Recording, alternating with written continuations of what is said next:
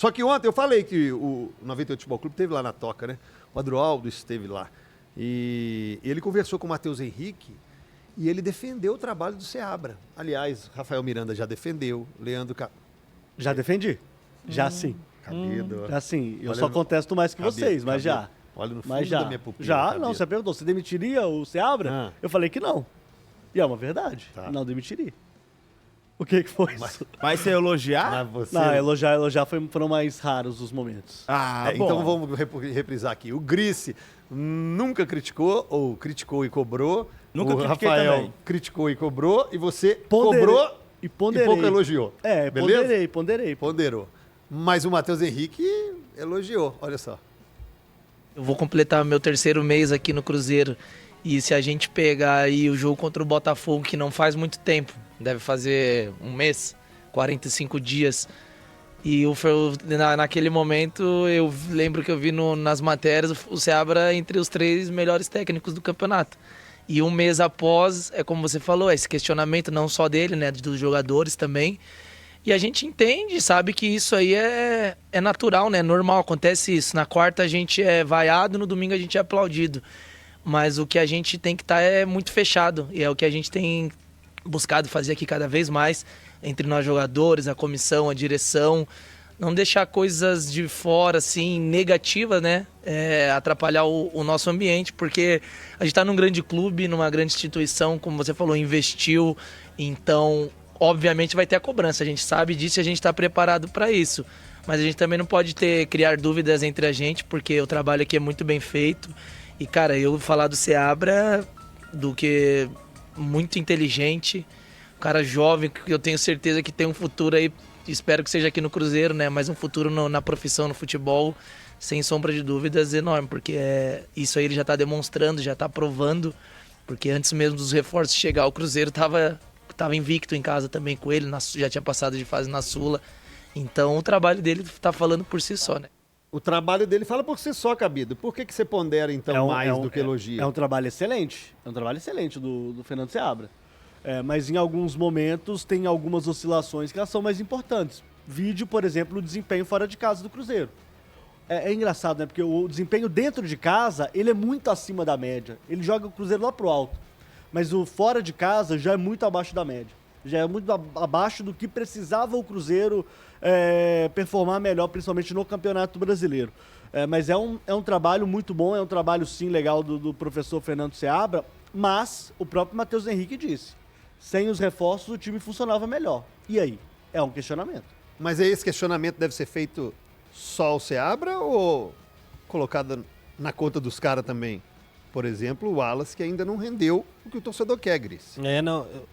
Eu acho que falta um pouco de ajuste por parte do técnico para entender o que os reforços podem oferecer e tirar o melhor deles. Acho que ainda falta um pouco. O Seabra ainda não encontrou, né, a melhor formação, o melhor time para encaixar esses jogadores, mas falta um pouco dos reforços também, né? Se a gente tirar aí o Cássio, que é hoje um titular em conteste do Cruzeiro, e o Matheus Henrique, que vem jogando muito bem com regularidade desde que chegou, os outros ainda não tiveram, assim, né? O Lautaro teve alguns lampejos, o Caio Jorge teve um lampejo no último jogo, o Wallace ainda não jogou bem nenhum jogo, bem de verdade, né? O que a gente espera dele. Então, assim, acho que falta um pouco de cada. Acho que falta sim um pouco dos jogadores, mas falta um pouco também do Seabra, e é um processo natural, né, CJ? Porque você tinha um time que estava andando muito legal, que estava funcionando muito bem. E aí, de repente, você... Eu vou usar uma palavra aqui que vai parecer pejorativa, principalmente por tudo que aconteceu no Cruzeiro, mas que, de uma forma ou de outra, é a verdade dos fatos. Você é meio que obrigado a colocar esses caras no seu time que está andando bem. Porque, foram grandes investimentos do clube e porque são jogadores melhores do que os que estavam aí. Quase todos eles. Mas aí você é obrigado a colocar, e às vezes você demora um pouquinho mesmo para reencaixar tudo e tal.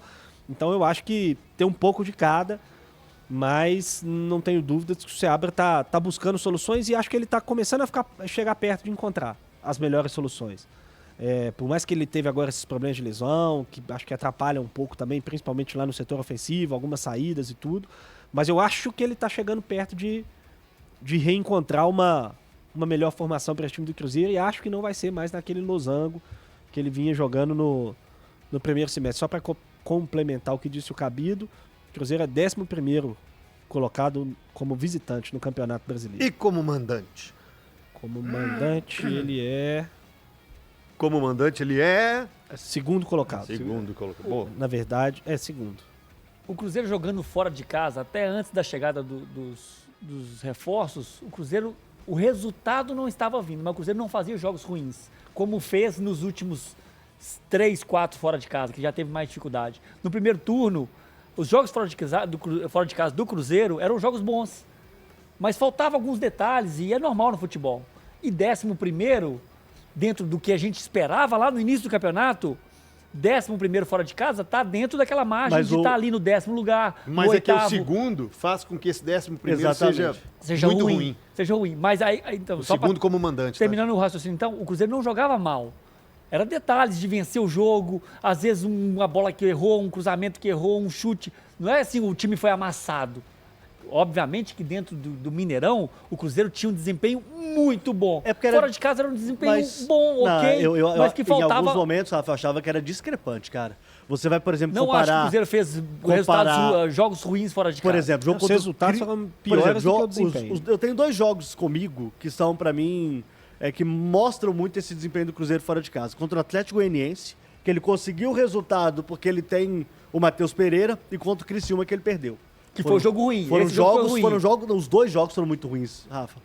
Eu lembro o primeiro tempo contra o Atlético Goianiense, não sei se o CJ estava comigo Mas na foi o que transmissão. ganhou, né? Contra as É. Goianiense. Mas Assim, foram 11 jogos foi como um- visitante. Não, O Cruzeiro jogou bem sim. contra o São Paulo, o Cruzeiro jogou bem contra o Palmeiras, o Cruzeiro Contra o jogou bem Flamengo, contra o fez um Botafogo, ótimo o jogo. Cruzeiro jogou bem contra o jogo Flamengo. contra o Botafogo foi o que saiu completamente da amostra, dessa questão de ser mandante ou ser visitante. E, como mandante, o Cruzeiro está extremamente acima da média, gente. É muito acima da média.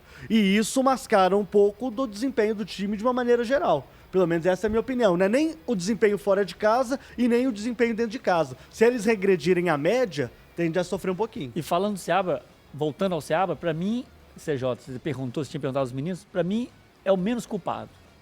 É o menos culpado. Ele tá isento, ele não está isento. Mas pra mim é o menos culpado.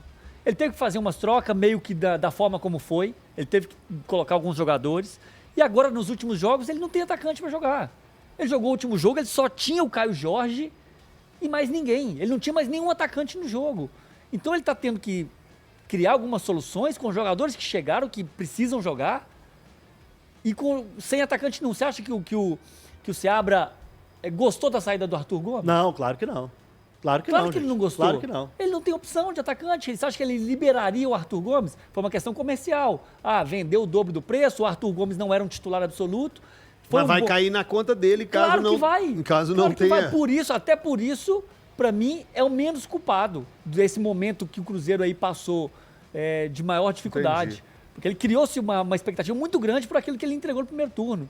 Foi parecido com o Pepa, né? O Pepa fez um início não tão bom quanto o Seabra. O momento bom do Seabra demorou mais tempo. O caso do Foram Pepa é que mais jogos. a performance até que vinha em alguns momentos, o desempenho vinha em alguns momentos, aliás, na maioria dos momentos, e os resultados simplesmente eles não Os existiam. dois com o reféns Pepa, do próprio bom trabalho. Bem parecido. Eu acho que Os o do dois Seabra ainda reféns foi do melhor. próprio bom mas é por trabalho. isso, Está mas é por sendo Mas é melhor. porque o Que Seabra tem um frase. time melhor, né?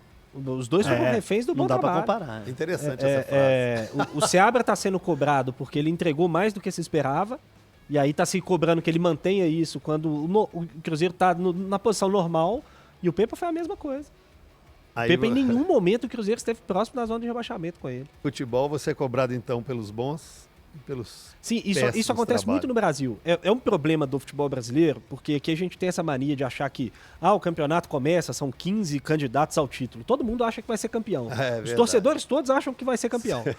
E aí, quando você começa muito bem, o cara que achava que tinha chance de ser campeão, ele passa a ter certeza que o time dele vai ser campeão. E aí, quando você regrede a média, quando você vai regredindo a média, que é meio que normal, num campeonato de 38 rodadas, você não vai surpreender 38 rodadas. Em algum momento você vai jogar o que se espera do seu time. E aí você é cobrado por algo que você não estava Perfeito. pronto para entregar. Boa análise, boa resenha aqui.